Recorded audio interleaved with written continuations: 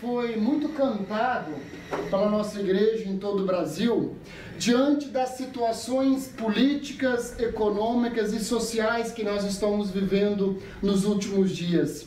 O que mais a gente presencia nos últimos tempos, quando se entra na parte social, política do nosso país, o que nós vemos é grupo atacando grupo e pessoas jogando as suas responsabilidades para cima dos outros. E o que nós estamos transformando é um país de ódio, onde grupos se odeiam, ou grupos atacam, ou culpas são colocados uns nos outros. E as pessoas não estão se dando conta de que nessas ruas do nosso país, pelas estradas do nosso país, caminham pessoas. Pessoas com as suas histórias, pessoas com os seus sonhos, pessoas que também têm as suas tristezas, as suas angústias e as suas solidões. Todos nós carregados de história e de sentimentos. E o que essa música propõe é o seguinte: vamos usar as nossas solidões, vamos usar aquilo que nós temos de problema, de dificuldade, para que nós possamos nos tornar ainda mais forte. Aquilo que é ruim, eu uso para me tornar alguém mais forte, mais sábio, mais maduro do que eu era antes. Porque se nós fazermos isso, nós também vamos reconhecer o outro, o vizinho, o próximo que comigo caminha. E aí eu vou parar um pouco com essa bobiça que nós criamos de só ter ódio, de pensamentos diferentes, às vezes de ideologia política diferente, porque acima disso tudo existem seres humanos e isso deve ser respeitado. Porque se nós vivemos na divisão, como é cantado o segunda estrofe, nós não causamos mal só para o outro. Quando uma sociedade vive em divisão, se causa mútua dor, ou seja, dor para mim, dor para o outro, porque isso não é bom para ninguém. Que nós possamos, em vez de muro, construir pontes, não qualquer pontes, pontes floridas, aonde o amor vai e vem. E com essas palavras, com este hino, eu acolho todos vocês com uma boa noite. Boa noite. Que o nosso Deus, aquele que é Pai, Filho e Espírito Santo, nos abençoe, nos conduza, nos fortaleça e também nos acompanhe na nossa celebração e comunhão aqui hoje. Amém? Então eu também já disse meu nome, né? Meu nome é Miqueias, para quem não me conhece. Eu sou pastor da Igreja Luterana lá em São José do Mantimento, né? Chalé, também em Conceição de Itaú.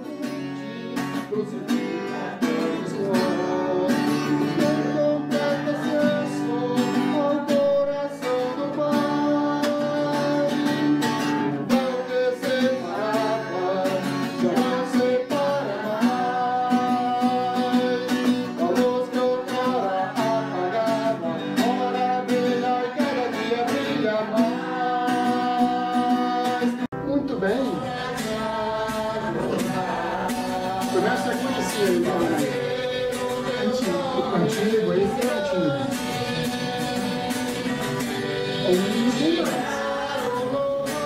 Prezada comunidade aqui reunida, eu quero compartilhar dois textos bíblicos com vocês. E o primeiro deles encontra-se no livro de Eclesiastes. E aí nós vamos ler da seguinte forma: o capítulo 1, nós vamos ler o versículo 12, 13 e 14, e depois a gente passa para o capítulo 2, onde vamos ler do versículo 18 até o versículo 23. Então, Eclesiastes capítulo 1, versículo 12 a 14, que eu passo a ler. Olhem bem a puxada de orelha que o Eclesiastes vai dar em nós. Eu, o pregador, venho sendo rei de Israel em Jerusalém. Apliquei o coração a esquadrinhar e a informar-me com sabedoria de tudo quanto sucede debaixo do céu. Este enfadonho trabalho impôs Deus aos seus filhos dos homens, para neles afligir. Atentei para todas as obras que se fazem debaixo do sol, e eis que tudo era vaidade, é correr atrás do vento. capítulo 2, versículo 18 a 23.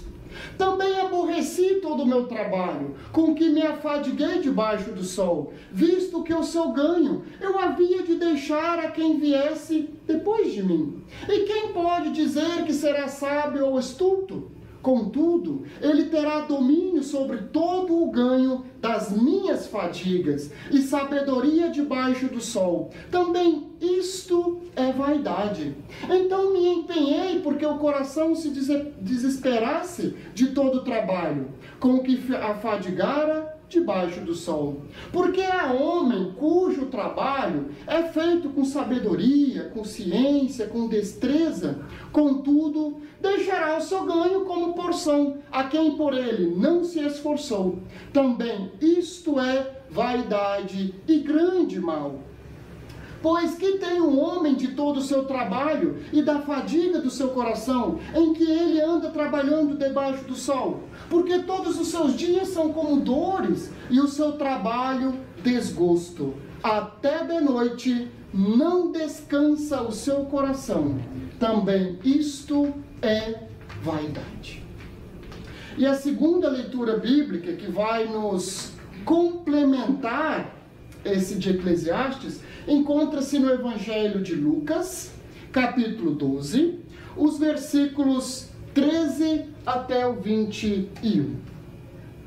Lucas, capítulo 12, os versículos 13 a 21. Como é palavras do próprio Jesus Cristo, eu convido para a gente então ouvir de pé. Quem puder, é um costume na nossa igreja a gente se colocar de pé para ouvir aquela palavra que é dita pelo próprio Cristo.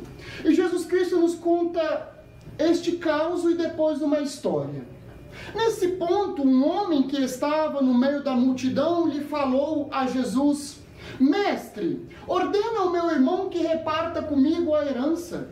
Mas Jesus lhe respondeu: Homem, quem me constituiu juiz ou partidor entre vocês? Então lhe recomendou Jesus: Tende cuidado e guardai-vos de toda e qualquer avareza, porque a vida de um homem não consiste na abundância dos bens que ele possui. E Jesus lhe proferiu ainda uma parábola dizendo: No campo de um homem rico produziu com abundância. E arrazoava-se consigo mesmo aquele homem, dizendo: Que farei, pois não tenho onde recolher os meus frutos? E disse o homem: Farei isto: destruirei os meus celeiros e reconstruí-los-ei maiores, e aí recolherei todo o meu produto e todos os meus bens. Então direi à minha alma: Tens depósito, muitos bens para muitos anos. Descansa, come, bebe e regala-te. Mas Deus disse a esse homem: Louco, esta noite ainda te pedirão a tua alma. E o que tens preparado para quem será? Assim é aquele que entesoura para si mesmo e não é rico para Deus. Amém. Por favor, sinta-se bem acolhida. Bem-aventurado aquele que ouve, que guarda e segue estas palavras. Amém. Podemos tomar nossos lugares. Vai, mãe. A entender bíblicos aonde um complementa o outro. Primeira coisa, eu quero ressaltar algo muito importante. Todos nós, inclusive isso é bíblico, nos é recomendado que todo ser humano trabalhe e coma do suor do seu próprio trabalho, coma do suor do seu fruto, aquilo que ele produziu. Isso é bíblico. A própria Bíblia nos recomenda a trabalhar, a nos alimentar, a sustentar a nossa casa, a nossa família com o nosso trabalho. Até porque tem aquela famosa frase, né? Mente vazia é oficina. Isso. Quer dizer, a própria Bíblia recomenda a gente ocupar a nossa mente com o trabalho, tendo as suas funções. E olha só que interessante. Desde a criação do mundo, Deus deixou para a humanidade que Ele criou, que lá em Gênesis está descrita como Adão e Eva, o que Deus deixou para essa humanidade, para aquele casal ali? Todo um jardim do Éden. Ou seja, uma terra ampla, uma terra boa. E o que era para eles fazer nessa terra? Trabalhar, cultivar e comer, se alimentar daqueles frutos. E quando terminasse a vida deles, Deus os tiraria daquele paraíso e levaria para um paraíso ainda melhor, que é a vida eterna no céu. Esse foi o desejo de Deus. Mas o que aconteceu com os filhos da criação de Deus, que lá está descrita como Caim e Abel? Um matou o outro por causa de uma coisa chamada avareza, egoísmo, ou talvez ciúmes também um do outro. E aí, a humanidade, que era para trabalhar nessa terra maravilhosa que Deus nos deu, que era para cultivar, acabou transformando o nosso mundo em um lugar de dores, de violência, de morte e de um monte de problemas que nós estamos vivendo por causa da ganância que nós, seres humanos, temos em nós. E aí a ganância tomou conta do ser humano. E aí olha só que interessante, Eclesiastes sendo escrito há tantos anos atrás de hoje, mas parece que foi escrito hoje de manhã. E o que o Eclesiastes está dizendo? Nós temos pessoas que trabalham, buscam as riquezas, estão satisfeitas com aquilo que têm, sempre estão em busca de mais, não conseguem dormir à noite, transformam a sua vida em um monte de dores, transforma a sua vida em fadiga, transforma a sua vida em correria que não vemos mais o dia passar, nem as horas passar. Parecia que era um mês atrás Natal e daqui a 2, 3 meses já é Natal de novo, e a nossa vida se transformou num cansaço. Talvez com você seja diferente, mas o que eu percebo é a humanidade se atropelando. E aí, muito sabiamente, o Eclesiastes diz: os seres humanos estão com isso correndo atrás do vento. E sabe o que é correr atrás do vento? Se eu sair correndo atrás do vento para pegar, eu consigo pegar o vento? Não. Então significa que o ser humano está correndo atrás do nada.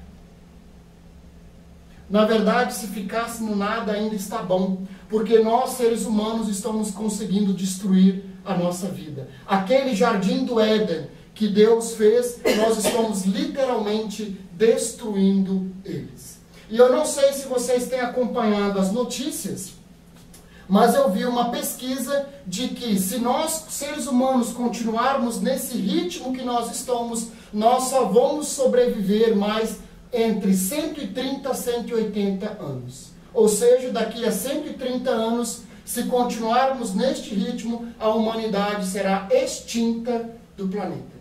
Isso é se Jesus não voltar antes até lá. Vamos supor que ele não volte, né? A ciência diz que só teremos mais 130. Porque o planeta já não suporta mais tudo aquilo que nós estamos consumindo dele.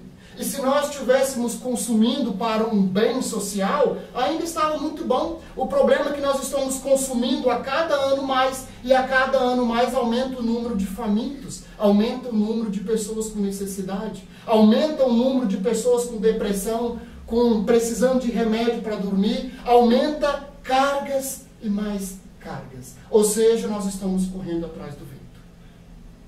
E aí é interessante a história que Jesus diz aqui. Chegou um rapaz e disse: Jesus, eu quero que você me ajude num negócio que está acontecendo lá em casa. O meu irmão não está querendo dividir a herança comigo. E aqui, prezada comunidade, Jesus não questiona se é direito dele ou não direito. Não é isso que está em pauta aqui. Mas Jesus vai chamar a atenção para um detalhe muito maior para a nossa vida. Jesus diz o seguinte: cuidado para que a avareza, a ganância não tome conta do seu coração. E aí a gente pode perceber o quanto de famílias, o quanto de pessoas, às vezes comunidades divididas, destruídas por causa da ganância do ser humano. Pais matando filhos, filhos matando pais. Hoje ainda vi uma notícia de uma filha que matou os pais. Ou seja, o que nós estamos transformando o nosso mundo? Tudo por causa de uma porcaria chamada dinheiro. E aí Jesus Cristo ainda conta uma história dizendo o seguinte: um homem já era rico, tinha muitas plantações, mas ele resolveu aumentar a plantação ainda mais. Derrubou o seu paiol que ele guardava as comidas para construir um maior e armazenar ainda mais. E aí, quando o homem estava com aquele novo paiol cheio, ele se disse, né, agora sim, agora eu consegui finalmente ter aquilo que eu queria para poder viver tranquilo. Que bom que ele pelo menos pensou assim, porque muitas pessoas alcançam e ainda não estão satisfeitas. E mesmo assim, o que Deus diz para aquele homem? Louco, tu está ficando louco. E se essa noite tu ainda morrer, o que adiantou tudo isso? O que te trouxe tudo isso? Você vai conseguir comprar a tua vida eterna com isso? Por mais que tenha igrejas que vendem a vida eterna por dinheiro, né? Mas na Bíblia isso não existe. E aí o que Jesus está querendo refletir com isso? Para a gente finalizar essa parte. Jesus está querendo refletir uma coisa que nem eu, como ser humano, consigo entender dos seres humanos. Vocês já se deram conta de como a nossa vida é curta aqui na Terra? Né, a dona Irma, que talvez seja com mais idades entre nós, a dona Irma pode contar para nós como que a vida passa rápido, né, dona Irma? Como passa rápido. E aí eu faço a seguinte pergunta: daqui dessa vida, Deus nos dá a certeza e a promessa de que nós iremos para uma vida eterna, aonde não vai existir mais morte, não vai mais existir dor, como diz em Mateus capítulo 6, não vai ter mais ferrugem, não vai ter mais ladrão, não vai ter coisa ruim nenhuma, não vai ter doença, a gente vai poder viver livremente, sem se preocupar com dor, sem se preocupar com machucar, sem nada, porque tudo vai ser maravilhoso, tudo vai ser algo perfeito, de tão perfeito que a gente não consegue nem imaginar, como também diz o apóstolo Paulo, de tão bom que é. E aí olhem só, e me ajudem a ver se vocês conseguem entender o ser humano. Para a vida eterna, aonde é a nossa verdadeira vida, pouquíssimas pessoas estão preocupadas em chegar lá. Mas para essa vida aqui, cheia de maldade, cheia de problemas, cheia de dor, cheia de aflição, o ser humano se mata para ter alguma coisa. Sabendo que a vida aqui é curta, o ser humano se mata para ter. O que nós estamos fazendo com a nossa vida e o que nós estamos fazendo com a vida deste mundo? E olhem só, a cada ano que passa, temos prédios cada vez mais altos nas grandes cidades. Porém, o amor, a tolerância, a compaixão, a fé, cada vez mais baixos e pequenos. Cada vez temos estradas maiores, mais bem asfaltadas, porém, temos cada vez menos encontros, menos visita, cada vez menos comunhão. Esses momentos aqui que nós estamos tendo aqui, cada vez mais raros. Consumimos, compramos cada vez mais. No entanto, cada vez mais sentimos fome, fome de vida, fome daquilo que o dinheiro não pode comprar.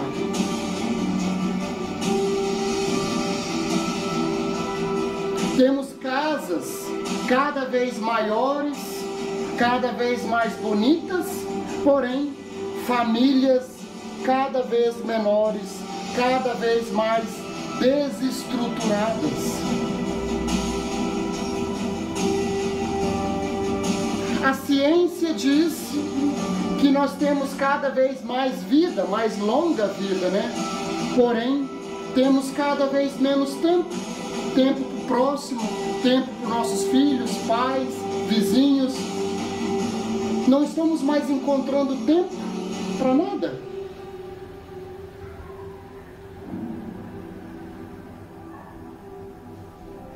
A cada ano temos mais estudo, temos mais medicina, temos mais pesquisas, que vão se avançando. Porém, cada vez temos menos educação, temos menos saúde e menos vida nós sentimos.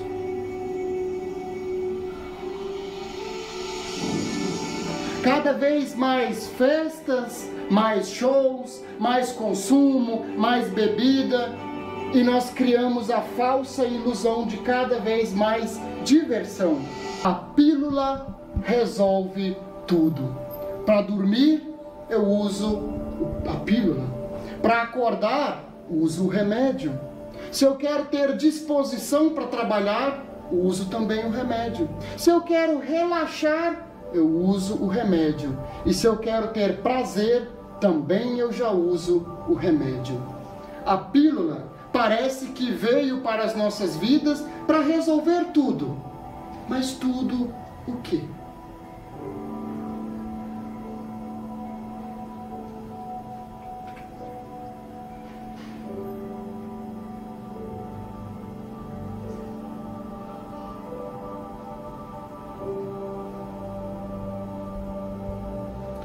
Talvez o mundo não mude, talvez nós não vamos conseguir mudar o rumo que a humanidade está tomando. Mas a minha vida, eu ainda posso mudar. O meu ritmo, a minha família, eu ainda posso mudar. Que nós possamos trabalhar para a nossa vida eterna e não nos matar achando que vamos ganhar a vida aqui. Que possamos alimentar e crescer na fé, no amor e na comunhão todos os dias. Amém. Vamos ter nosso momento de oração. Bondoso, amado Deus, queremos lhe agradecer. Agradecer por esse Deus que tu és, pelo grande amor. Agradecer, amado Deus, porque mesmo que o Senhor não está em carne e osso no meio de nós, vamos ter nosso momento de oração. Amém. Bondoso, amado Deus, queremos lhe agradecer. Agradecer por esse Deus que tu és, pelo grande amor. Agradecer, amado Deus, porque mesmo que o Senhor não está em carne e osso no meio de nós, mas tu estás em espírito, e tu nos deixou uma palavra, e uma palavra com grande sabedoria, uma palavra de orientação. Por isso, amado Deus, sempre nos ensine esta tua palavra e nos use para que nós possamos transformar este mundo num mundo mais bonito, mais humano, mais alegre. Que todas as igrejas que confessam o teu nome possam também assumir esta missão. Amém. Não divulgando mais ainda a ganância no ser humano. Bondoso, amado Deus, oramos pelas pessoas aqui citadas. Oramos pela família Brás, que encontra-se enlutada. Também a Célia, que também perdeu o seu marido de uma forma tão dolorosa. E acredito que além da Célia, também muitas outras pessoas sofram neste momento por esta perda. Por isso, amado Deus, dê a esta família o consolo, o teu amor, a tua luz e o teu discernimento. E dê também, amado Deus, a todo o nosso país, porque nós todos, com o ritmo de vida que estamos levando, com o nosso ódio, com as nossas divisões, com a nossa ganância, nós também estamos suicidando o nosso país e nos suicidando aos poucos e a cada dia. Por isso, amado Deus, por todos nós, por todo este mundo, por todo este país, por nós que aqui estamos ou não puderam estar, nós oramos em uma só voz a oração que o Jesus Cristo, tu próprio, nos ensinou, dizendo: Pai nosso que estás no céu, santificado seja o teu nome, venha o teu reino, seja feita